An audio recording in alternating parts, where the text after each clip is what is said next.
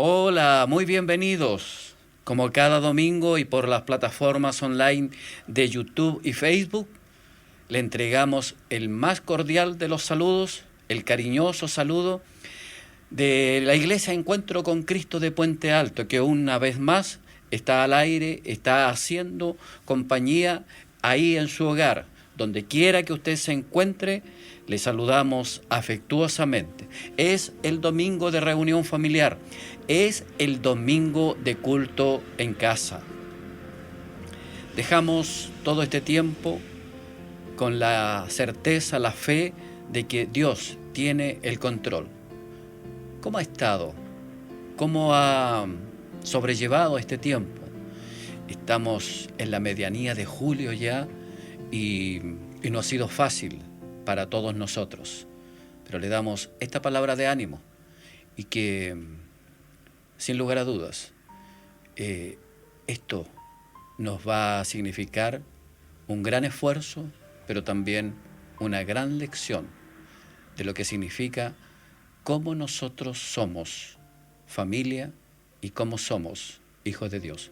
Le invito a que ahí en su hogar tenga un momento de oración. Señor, le damos gracias a esta hora por su amor, por su bondad. Queremos decirle, Señor, de lo más profundo de nuestro ser, que si bien es cierto lo que vivimos, no es lo que quisiéramos, pero también quisiéramos descubrir sus propósitos, primeramente para nuestras vidas, para lo que somos como familia, para lo que somos como iglesia, para lo que hay en nuestra comunidad, en Puente Alto, y donde quiera que vivan las familias, los hermanos, los que hacemos comunidad aquí en Encuentro con Cristo de Puente Alto. Señor, queremos que su mano poderosa y de amor sea sobre nuestras vidas. Pedimos tu cobertura, tu dirección y tu gracia para las alabanzas, para este tiempo de adoración. Queremos en forma especial darte las gracias por amarnos, por permitirnos llegar hasta los hogares. Sabemos que no son nuestros méritos, Dios, sino los de Cristo Jesús, Señor y Salvador nuestro. Amén. Amén. Amigos, hermanos, le invito a que tengamos un tiempo de adoración a nuestro Dios con estas alabanzas.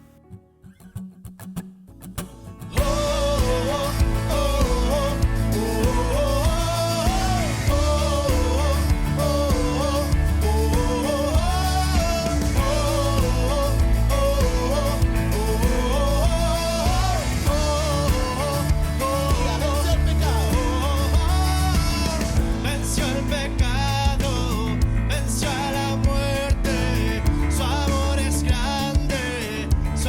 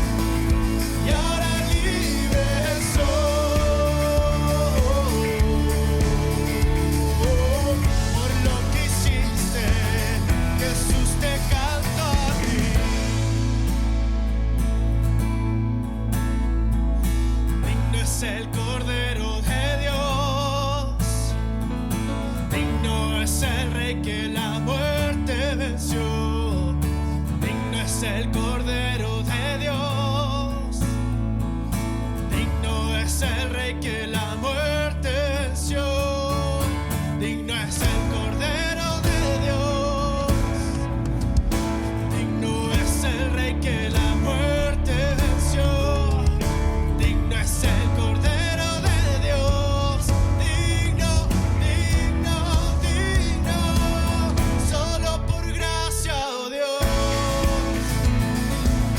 me diste tu perdón, moriste en esa cruz, mostraste ahí tu amor, oh, tomaste mi lugar, y ahora libre soy, por lo que hiciste, Jesús, te canto a ti, oh, oh, oh, oh,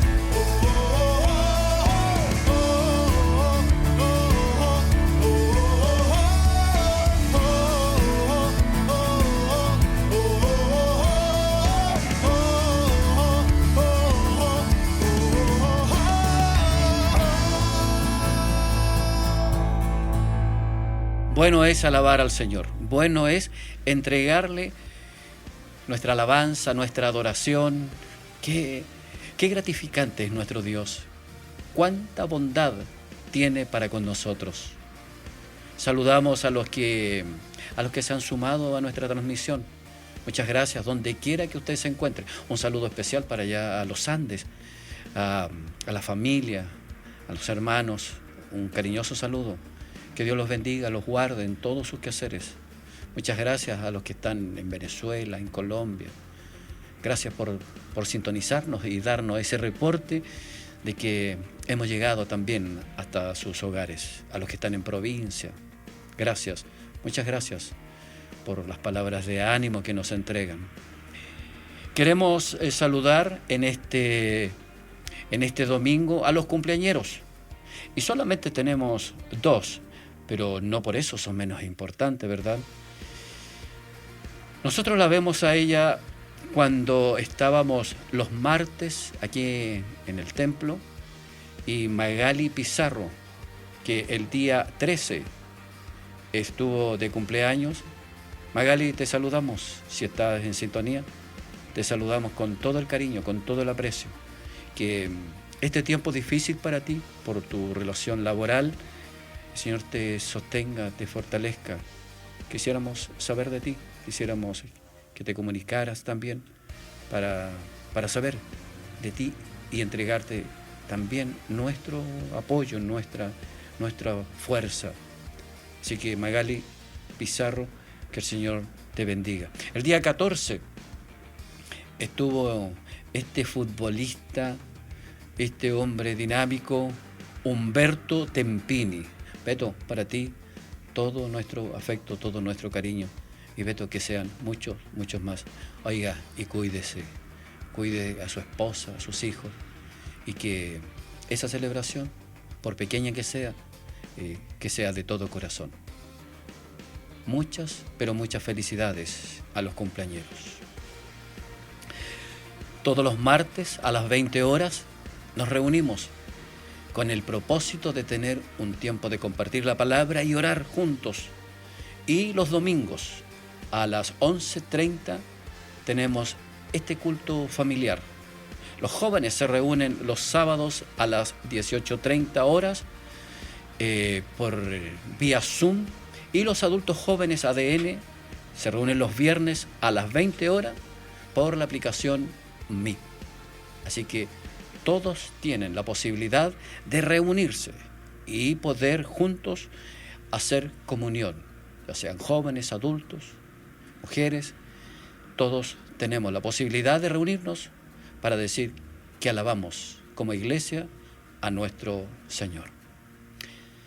Alabamos a ese Dios que nos ama de manera especial.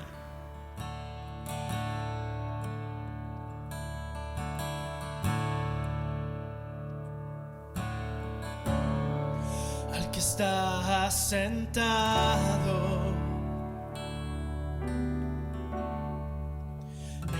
en el trono y al Cordero sea el honor, sea la gloria, sea la honra,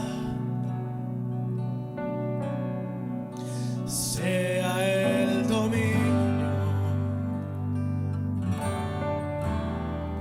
por los siglos de los siglos. Diga poderoso. Poderoso Dios,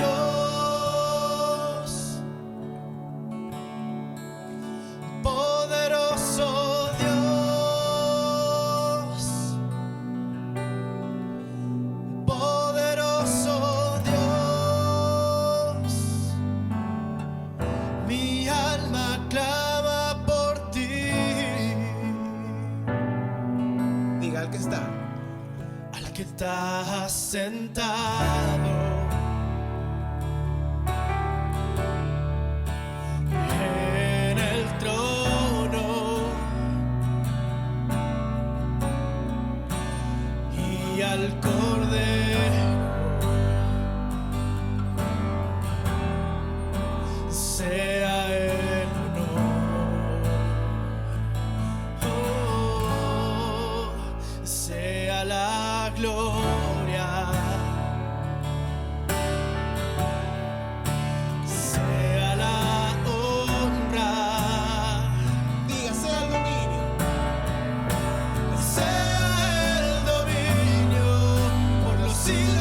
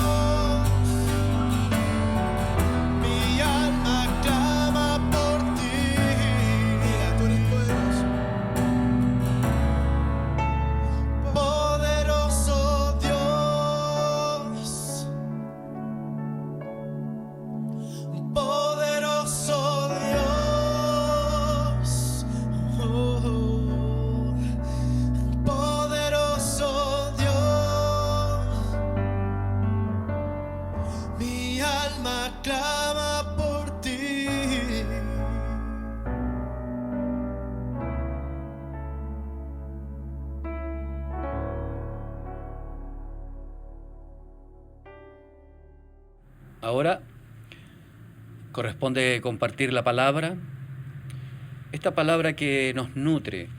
Nos planteamos allá en el mes de diciembre del año 2019 y que nunca esperábamos que este año 2020 tuviera las características que tiene. Pero hemos sido fieles a lo que en algún momento determinamos de que en este año lo íbamos a hacer como equipo de los que entregamos los mensajes los días domingos. Y nos corresponde analizar todavía el Antiguo Testamento. Estos libros que nos dan una mirada especial de las profecías, de los salmos, de los cánticos, y que todos ellos hablan de la venida del Mesías, del Salvador, del Cristo, del que habría de venir a rescatarnos. Y nosotros somos privilegiados de vivir en este tiempo de la gracia, en donde esperamos la venida de ese Salvador. Jeremías es el libro que nos corresponde en este domingo. Y Jeremías es una de las personas del Antiguo Testamento más parecidas a Jesús. Él vivió situaciones, persecuciones, abandono, tristeza, llanto. A Jeremías le decían el profeta llorón y fue despreciado por su pueblo porque profetizaba y hablaba de lo que significaba la decadencia de Israel. Jeremías, todo el pueblo lo rechazó porque lo que estaba hablando no les satisfacía a ellos como personas, como nación. Y el enemigo más odiado para Jeremías era el jefe del templo de Jerusalén. Lo humillaron, él lo puso en un cepo, lo tuvo prisionero, se burlaron de él, y este hombre, bajo esas circunstancias, tuvo la tendencia a colapsar. Y en uno de, al igual como lo hizo Jesús allá en el Getsemaní, este hombre dijo en el capítulo 20, en el verso 9 del libro de Jeremías, y dije, dice el profeta, no me acordaré más de él, hablando del Señor, ni hablaré más en su nombre. No obstante, había en mi corazón como un fuego ardiente, metido en mis huesos, y traté de sufrirlo y no pude. Eso es pasión. Eso es entender el propósito de Dios. Nosotros no somos de los que aguantamos mucho, sino que rapidito queremos soluciones y a veces querer volver atrás. Y este hombre se mantuvo firme en su apreciación, en su declaración de parte de Dios, y es así como lo vemos posteriormente en el capítulo 24, que es el que nos convoca hoy. El capítulo 24 de este libro de Jeremías hace un relato posterior a la cautividad. Él había profetizado antes, al igual que otros profetas, el cautiverio a Babilonia. Y este relato que hace en el capítulo 24 es cuando es llevado el segundo grupo de cautivos a Babilonia. Y antes lo había hecho Daniel, el que estuvo en el foso de los leones, y también acompañado de sus amigos, los que estuvieron en el horno ardiente. Leo del versículo 2 la visión que Dios le da a Jeremías en la puerta del templo de Jerusalén, en el lugar donde se establecía la adoración, donde se presentaban las ofrendas, donde se presentaban los sacrificios. Y le presenta una cesta que tenía higos muy buenos, como brevas, y la otra cesta tenía higos muy malos, que de malos no se podían comer. Esa es la visión. Y Dios le pregunta si entiende esa visión, y él recalca que los higos que hay en una cesta son muy buenos y que en la otra son muy, pero muy malos. Para entender esta visión es necesario conocer lo que significa el árbol que genera estos frutos, que es la higuera. Y en la Biblia aparece relacionada la higuera con un lugar de meditación, que es un lugar para la oración y un lugar para leer la palabra. El libro de Miqueas, que es él está viendo ya el regreso de esta nación de la cautividad, dice que cada uno vivirá en paz cuando ellos vuelvan debajo de su higuera. Y yo le pregunto, ¿cuál es su higuera? ¿Dónde es el lugar que usted se para, a veces para llorar, para reír, para tener ese tiempo de comunión estrecha con su Señor? Ese tiempo donde teje sus sueños, ese espacio que es suyo y que no quiere que nadie lo moleste o la moleste. En esa higuera suya es donde puede crecer, donde puede soñar y puede permitir que Dios le hable de una manera especial. Quiera Dios que todos tengamos esa higuera en donde podemos reencontrarnos con Dios y también con nosotros mismos. Cuando Felipe fue llamado por Jesús para ser comisionado como apóstol y discípulo, llama a su amigo Natanael. Y el Natanael, recordamos que Felipe le dice, ¿sabe que hemos encontrado al Mesías, hemos encontrado al ungido, y que viene de Nazaret? Y Natanael dice, ¿puede salir algo bueno de Nazaret? Y Felipe le dice, ven y ve.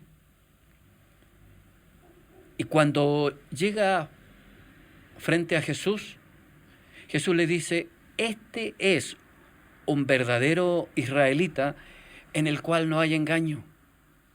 Y se sorprende Natanael y le dice, ¿y de dónde tú me conoces? Y Jesús le contesta, cuando estabas debajo de la higuera, te vi. Qué importante es ese lugar y qué importante es tener ese lugar a solas para con el Señor. Y quizás es el lugar cómodo, el lugar donde pasan las estaciones del año, el frío, es donde ve pasar y crecer la familia, donde muchos sueños se han cumplido, donde otros tantos se han venido abajo, donde ha tenido que vivir la partida de un ser querido, donde vio que la economía prosperaba y también ha visto cómo la economía ha decaído. La higuera es un árbol frondoso que entrega su generosa sombra, que entrega frutos y también aceite. Y no solamente una vez al año, sino que 2 veces en el año la higuera entrega sus frutos. El primer fruto que entrega es allá por el mes de junio. Y lo hace con las ramas antiguas que venían del año anterior y entrega los higos. La segunda cosecha o la segunda producción que tiene la higuera es en el mes de septiembre, con ramas nuevas, renovadas, fuertes, y entrega las deliciosas brevas. Por lo tanto, la higuera en la Biblia se transforma en un símbolo de la nación de Israel, que prefigura la fertilidad, la paz, la seguridad y la prosperidad cuando ellos la tenían de parte de Dios. El Evangelio de Marco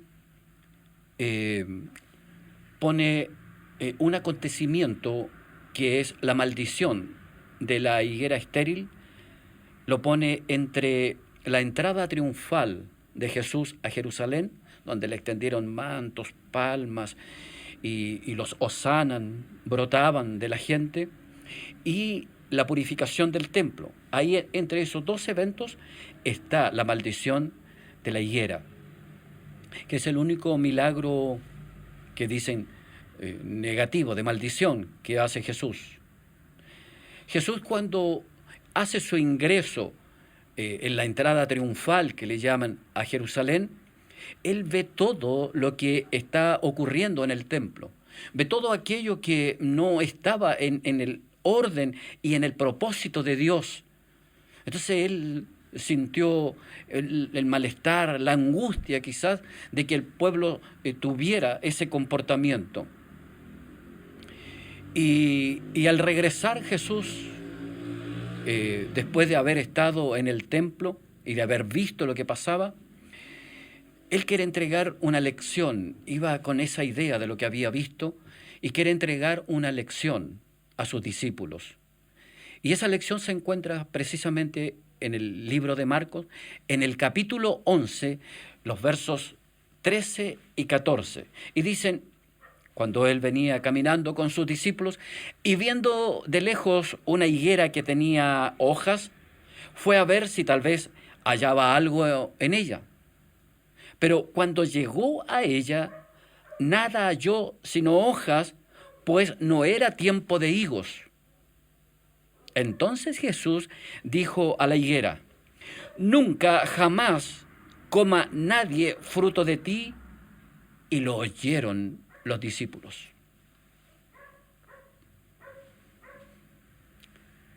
El profeta, cualquiera sean los profetas, los de verdad, usa símbolos permanentes. Jesús usaba las parábolas y usó la sal, usó la luz, usó todos los elementos que le eran familiares a la nación de Israel. Lo mismo hacían los profetas, para recalcar una verdad espiritual profunda. Y Jesús lo hace con el tema, con esto de la higuera. Jesús, como hombre, caminó, se cansó, se sentó, recuerda, ahí a la orilla del pozo, junto a la mujer samaritana. Lloró cuando murió su amigo Lázaro, tuvo sed, se durmió cuando la embarcación de los discípulos zozobraba y parece que se hundía, y también él tuvo hambre. Y usó esta parte de su naturaleza para acercarse a esa higuera. En la primavera, dice, el texto decía que no era tiempo de frutos. En la primavera aparecen, qué hermosa es la primavera, aparecen los primeros frutos. Usted, si conoce la higuera, se va a dar cuenta cómo comienza en la primavera a brotar de una manera especial. Las uvas, que son más conocidas y más cercanas, las uvas cuando empiezan a salir los primeros brotes, los primeros granos, no son los definitivos. Algunos se van a ir porque van a sucumbir. Y lo que ocurre después es todo lo que va a quedar como fruto. Eso ocurre con la higuera. La higuera tiene unos pequeños nódulos que aparecen junto con las hojas. Y esos nódulos, si no están presentes, no va a haber frutos. Y lo que encontró Jesús fue solamente hojas. Porque esos pequeños nódulos, que no van a ser los higos definitivos, son los que se podían comer. Por lo tanto, Jesús, cuando ve solamente hojas, extrae esa condición para señalarle al pueblo de Israel algo muy especial. Los discípulos habían oído lo que él le dijo a la higuera, y contrario a lo que él era permanentemente, ellos se extrañaron un poco. Se realiza la purificación del templo. Jesús vuelve al templo y él echó afuera a los cambistas, a las aves, las palomas, todo lo que era para los sacrificios, que era un negocio del sumo sacerdote. Jesús dice, esto es la casa de oración y ustedes la han convertido en una guarida de ladrones. Hace lo que le llamamos la purificación del templo y Jesús sale nuevamente. Y Marcos 11, ahora el verso 19 y 21, dice, pero al llegar la noche, Jesús salió de la ciudad y pasando por la mañana vieron que la higuera se había secado desde las raíces.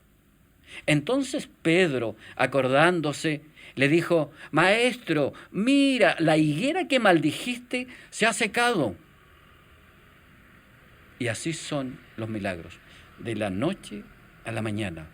Un milagro solamente lo puede hacer Dios. Y Jesús usa la higuera con hojas para describir la religión de los fariseos. Y a veces nos describe a nosotros, porque solamente somos hojas. ¿Se fija cuando el apóstol Pablo dice que a veces somos címbalo que retiñe solamente? Que Dios nos libre de la religiosidad. El sistema de la religión del judaísmo era inútil. Una organización aparentemente santa, pero no tenía frutos espirituales. Hoy no podemos venir a la iglesia, no podemos sentirnos conforme con nosotros mismos. Y a lo mejor pensamos que hoy lo necesitamos urgentemente. Y es verdad, es hermoso estar reunidos y congregados. Pero la relación es personal con nuestro Dios. No todo el que me dice, Señor, Señor, entrará en el reino de Dios, dice el Señor. Por lo tanto, higos malos son los que se quedaron, de acuerdo a la palabra del profeta Jeremías, son los que se quedaron, los que se aliaron con los egipcios. Ellos no se quedaron porque eran los mejores. Ellos sí se sentían privilegiados de haberse quedado y haber tenido que sortear ese castigo. Pero perdieron la bendita oportunidad de obedecer a Dios, porque a través del profeta le había dicho, dejen que los lleven cautivos a Babilonia. Son como los frutos malos. Son como los frutos malos que no se pueden comer.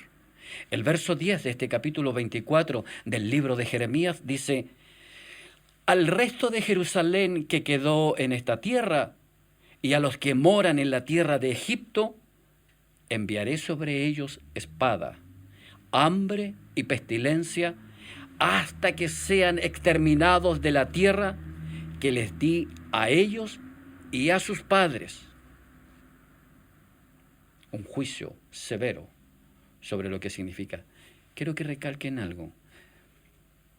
La higuera que ve Jesús no tenía frutos. El profeta presenta frutos, algunos muy malos, pero que habían sido buenos frutos. Por eso dice el profeta, dice, de la tierra que le di a ellos y a sus padres. O sea, habían tenido frutos delante de Dios. Pero a los exiliados, a los aparentemente castigados, Él los compara con los higos buenos. Y para los higos buenos habían promesas de regreso a la tierra prometida. Y sabe, el profeta ve más allá, un poco más allá, y ve a los judíos que un día van a tener un encuentro personal y de corazón con Jesucristo como su Señor. Dos cosas nosotros como creyentes debemos tener muy claras. La primera es que la fe se debe notar. Yo tengo fe, pero tiene que notarse mi fe. Y lo otro es que si nosotros tenemos fe en Dios, tenemos que necesariamente obedecerle. Porque sin fe es imposible agradar a Dios. Y la fe está íntimamente relacionada con la obediencia. El Señor quería que sus discípulos, con todos los ejemplos que Él le dio, con todo lo que les enseñó, que ellos tuvieran la fe suficiente. Por eso le dicen, si usted, en el fondo le dijo, la fe mueve montañas. Si usted le dicen a ese monte que se vaya, ese monte se va a ir. Y prefigurando, no que andemos tirando montes de un lado para otro, sino que a cada circunstancia adversa, a cada dificultad, nosotros nos aferramos a la fe que el Señor nos ha dado para poder avanzar y continuar caminando por medio de la fe. Solo con palabras la fe no se activa. Es necesario proceder. Es necesario activarla. Moisés venía saliendo con el pueblo de Egipto y este hombre, cuando sintió que los egipcios lo seguían y vio al pueblo y vio el mar, clamó dolorosamente a Dios para que lo ayudara. Y Dios le contestó y le dijo, ¿por qué clamas a mí? Ellos a la orilla del mar. Di al pueblo que marche. La historia es conocida. El pueblo, dirigido por los levitas, entraron en el agua, se mojaron los tobillos y entraron en el agua y el mar se abrió. La fe implica avanzar y creerle a Dios. El mensaje de las 2 cestas a nosotros nos puede fortalecer, porque Dios obra para bien, igual como lo hizo en la cautividad. Y vemos el verso 6 y 7 de este capítulo 24 del libro de Jeremías, que dice, como a estos higos buenos, así miraré a los transportados de Judá, a los cuales eché de este lugar a la tierra de los caldeos para bien, porque pondré mis ojos sobre ellos para bien, y los volveré a esta tierra, y los edificaré, y no los destruiré. Los plantaré y no los arrancaré, y les daré corazón para que me conozcan que yo soy Jehová, y me serán por pueblo, y yo les seré a ellos por Dios, porque se volverán a mí de todo su corazón.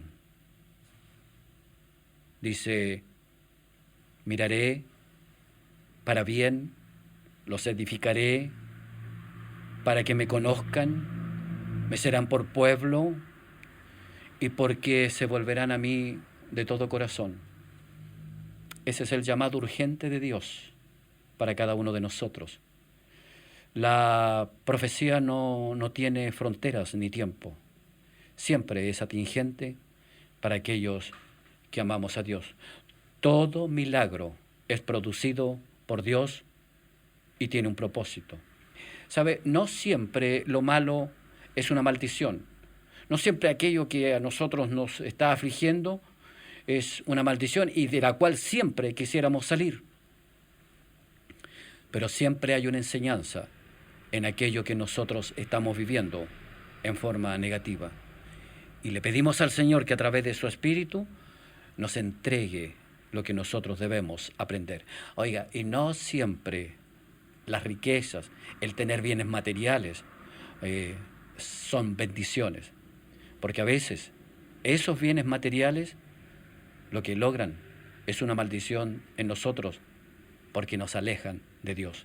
Le damos la espalda a Él. La segunda venida de Cristo está cerca. y viene a buscar a su pueblo y viene a buscar frutos. Y no se olvide que uno de los frutos del Espíritu es la fe. Y esa fe debe ser activada para que tenga valor. Tener fe implica confiar en Dios y no en nuestros medios. Plenamente confiar en Dios. Fe a pesar de todo lo que estamos viviendo, de todo este desastre que vemos en nuestro entorno, y que nos invita a través de esa fe a perseverar hasta el final. ¿Se ha reunido con el Señor bajo la higuera, en su higuera personal? Ahí es donde nosotros crecemos en la fe. Que Dios le bendiga, que la gracia del Señor sea con usted y que podamos perseverar y seguir creyendo en los propósitos de Dios. Un abrazo y que el Señor les guarde. Les saludo en el amor del Señor y quiero invitarles a un momento de oración. Cerremos nuestros ojos. Oh Padre nuestro, bendito Dios, le damos las gracias, Señor, por su amor, por su misericordia, mi Dios, porque nos escogió como sus hijos, Señor, que es el privilegio más grande que nos podría conceder. Padre Santo, en este día queremos alabarle una vez más, glorificarle, Señor, reconocer su magnificencia, Señor, reconocer el amor que usted nos tiene, reconocer la misericordia, Señor, que muestra con cada uno de nosotros, el cuidado que tiene, Señor, de cada uno. Padre Santo, y incluso en medio de esta pandemia, Señor, donde muchas veces vemos un panorama muy difícil, sabemos, Señor, que usted está con nosotros, que usted nos tiene en la palma de su mano y que todo lo que estamos viviendo está bajo su control, Señor. Sabemos que usted nos ama y que nos cuida. Así pase lo que pase con nuestras vidas, Señor, si nos vamos a contagiar, si nos vamos a enfermar, incluso si vamos a partir de este mundo, Señor. Sabemos que usted tiene el control de todo y eso nos hace sentir tranquilos y llenos de paz. Gracias, Señor, por su palabra. Gracias porque incluso en estos momentos difíciles usted nos ha dado la oportunidad de recibir de su palabra, de que nuestro pastor nos ministre, Señor, que podamos entender y que podamos recibir, Señor, ese consuelo y esa paz que solo usted puede darnos. Gracias, Señor, por su palabra, porque por intermedio de ella le conocemos, porque por intermedio de ella nos acercamos más a usted y podemos entender, Señor, tantas cosas que para quienes no le conocen son una incógnita, Señor. Gracias, mi Dios, por el equipo, Padre, que hace posible toda esta transmisión. Le rogamos una bendición especial para ellos, Señor, y cuidado, porque ellos se arriesgan cada día al salir, Señor. Gracias, mi Dios, porque usted nos ha dado los medios para poder seguir comunicándonos, Señor, para seguir en comunión, mi Dios, como debemos estar como buenos hijos suyos. Gracias, Padre. No tenemos más nada que hacer, Señor, que honrarle y glorificarle. En el nombre de Jesús. Amén.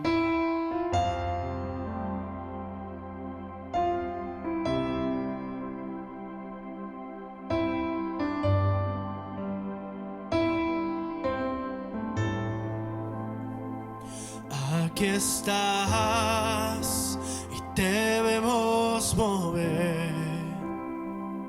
Te adoraré, te adoraré.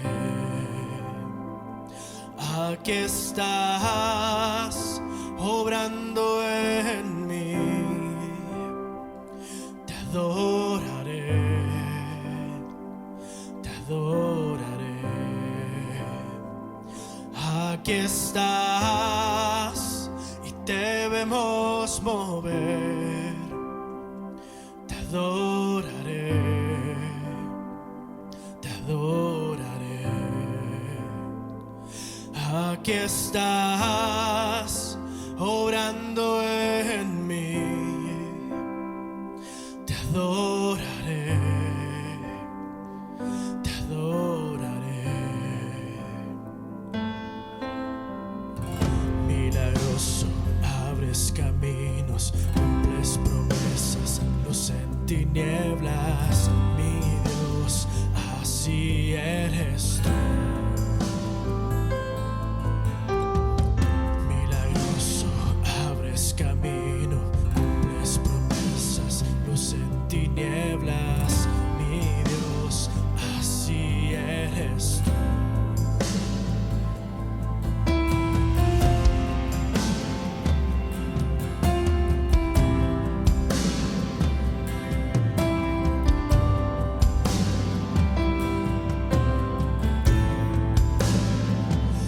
Aquí estás tocando mi corazón. Te adoraré, te adoraré. Aquí estás sanando mi corazón. Te adoraré, te adoraré. Aquí estás tocando mi corazón. Te adoraré, te adoraré. Aquí estás sanando mi corazón. Te adoraré, te adoraré. Diga milagroso. Milagroso, abres camino, cumples promesas, luz en tinieblas. Mi Dios, así eres tú. Milagroso, abres camino.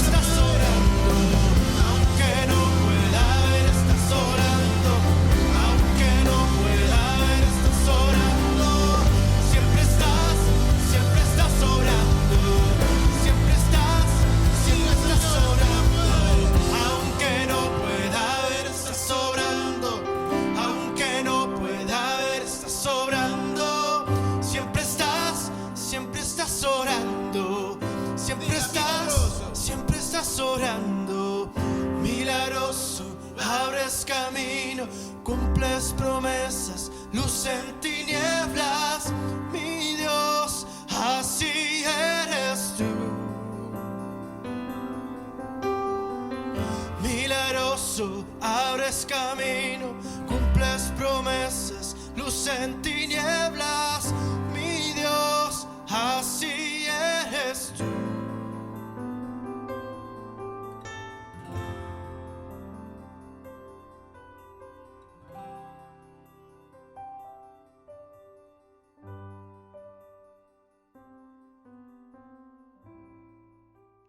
Al finalizar este encuentro de domingo, lo hacemos una vez más con tristeza, porque tenemos que decir que estas son las noticias que no quisiéramos dar.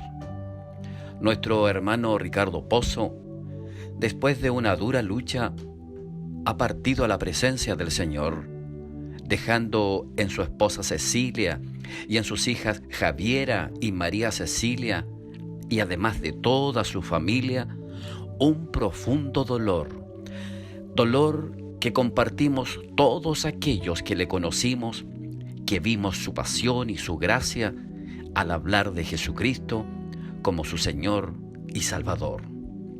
Reciba, querida familia, todo nuestro afecto y sentido de condolencia al notar en estas horas la ausencia física de Ricardo. El Señor, cercano a los que le aman, nos alienta con sus promesas, porque sabemos que si nuestra morada terrestre, este tabernáculo, se deshiciere, tenemos de Dios un edificio, una casa no hecha de manos, eterna en los cielos. Nuestro hermano Ricardo, con propiedad, puede declarar, junto con el apóstol Pablo: he peleado la buena batalla, he acabado la carrera, he guardado la fe. Por lo demás, me está guardada la corona de justicia, la cual me dará el Señor, juez justo, en aquel día, y no solo a mí, sino también a todos los que aman su venida. Ante el dolor que enfrentaban las hermanas de Lázaro y que vive Cecilia y sus hijas, Jesús pronuncia una declaración que abre las puertas de la eternidad. Yo soy la resurrección y la vida. El que cree en mí, aunque esté muerto, vivirá. Y todo aquel que vive y cree en mí, no morirá eternamente. Por eso, podemos decir con paz y seguridad que Ricardo Pozo descansa en la paz del Señor. Querida iglesia, nos vemos en el próximo culto. Hasta entonces, y muchas gracias.